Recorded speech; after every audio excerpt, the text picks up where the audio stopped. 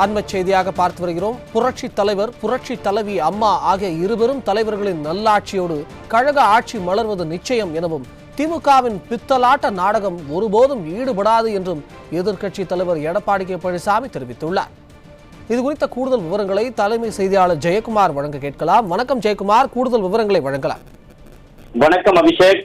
புரட்சி தலைவர், புரட்சி தலைவி அம்மா ஆகிய இருவரும் தலைவர்களுடைய நல்லாட்சியோடு கழக ஆட்சி மலர்வது நிச்சயம், திமுகவினுடைய பித்தலாட்ட நாடகம் ஒருபோதும் ஈடுபடாது என்று அனைத்திந்திய அண்ணா திராவிட முன்னேற்ற கழகத்துடைய பொதுச் செயலாளரும் சட்டமன்ற எதிர்க்கட்சி தலைவரும் முன்னாள் முதலமைச்சருமான புரட்சி தமிழர் எடப்பாடி கே பழனிசாமி அவர்கள் தெரிவித்திருக்கிறார்.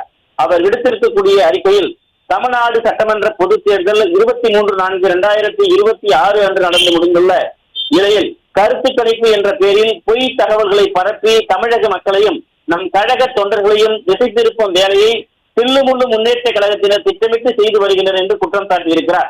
எனவே தேர்தலுக்கு பிந்தைய கருத்து கணிப்பு முடிவுகளை கண்டு யாரும் கலங்க தேவையில்லை என்று அனைத்திந்திய அண்ணா திராவிட முன்னேற்ற கழகத்துடைய பொதுச் செயலாளரும் சட்டமன்ற எதிர்க்கட்சி தலைவரும் முன்னாள் முதலமைச்சருமான புரட்சி தமிழர் எடப்பாடி கே பழனிசாமி அவர்கள் தெரிவித்திருக்கிறார்.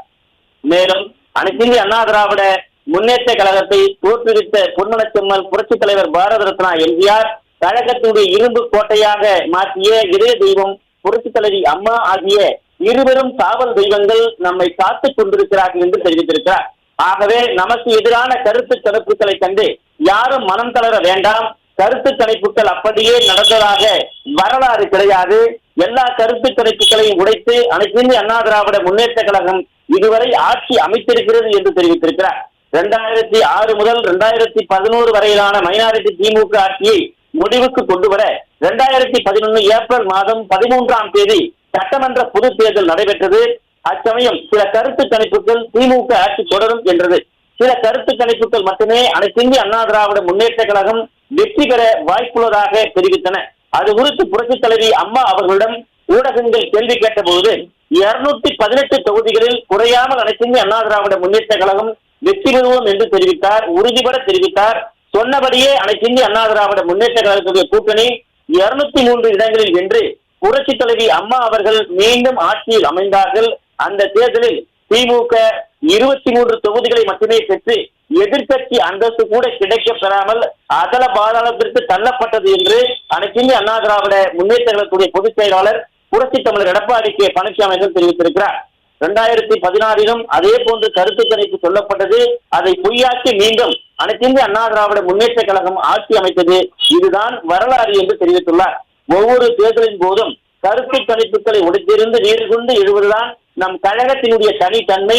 இந்த தேர்தலிலும் அத்தகைய வெற்றி கண்டிப்பாக தொடரும். அனைத்திந்திய அண்ணா திராவிட முன்னேற்ற கழகம் 210 தொகுதிகளிலே உறுதியாக வெல்லும்.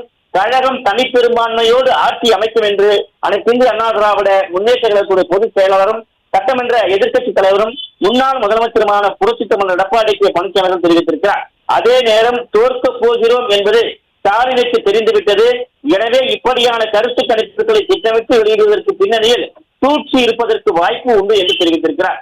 அதாவது திமுக வெல்லப் போகிறது என்ற மாய பிம்பத்தை உருவாக்கி அதன் அடிப்படையில் வாக்கு எண்ணிக்கையில் தில்லுமுள்ளு செய்வதற்கும் கலவரம் செய்து தமிழகத்தில் குழப்பத்தை உருவாக்குவதற்கும் திமுகவினர் முயற்சி செய்வார்கள். எனவே 4/5/2026 தேதி வாக்கு எண்ணிக்கை நடைபெறக்கூடிய இடங்களில் நம் கழக தொண்டர்கள், பூத் ஏஜென்ட்டுகள், வேட்பாளர்கள், நிர்வாகிகள், தொகுதி தேர்தல் பொறுப்பாளர்கள் என அனைவரும் அதீத கவனத்துடன் செயல்பட வேண்டும் என்று கேட்டுக் கொண்டிருக்கிறார். தமிழ்நாட்டில் மக்கள் விரோத நிர்வாக திறனற்ற திமுக ஆட்சி ஒருபோதும் அமையப் போவதில்லை. மக்களுடைய நலனுக்காகவும் உயர்வுக்காகவும் மட்டுமே அல்லும் பகலும் அயராது பாடுபட்டு வரக்கூடிய அனைத்திந்திய அண்ணா திராவிட முன்னேற்ற கழகத்துடைய ஆட்சி நிச்சயம் மலரும் என்று தெரிவித்திருக்கிறார்.